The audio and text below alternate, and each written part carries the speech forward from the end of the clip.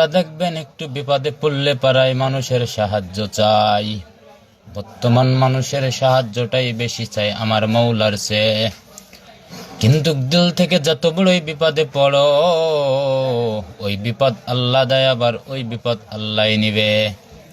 ওয়া ইজাস্তাআনতা ফাস্তাইবুল্লাহ।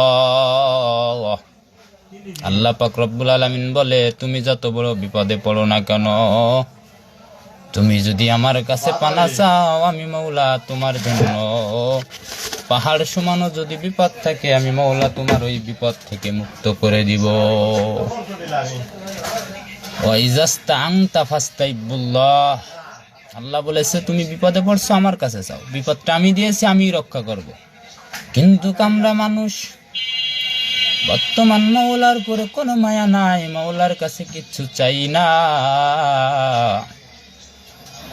আমরা মনে করি যে আমাকে ও সাহায্য করতে পারবে, ওর কাছে যাই।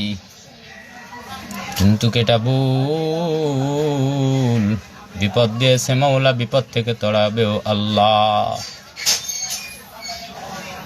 আল্লাহর কাছে যদি দিলটা নরম কইরা, যদি পাহাড় সমানও কোনো বিপদ থাকে, তুমি যদি মৌলার কাছে চাও, ওই মৌলা তোমার পাহাড় সমান বিপদকে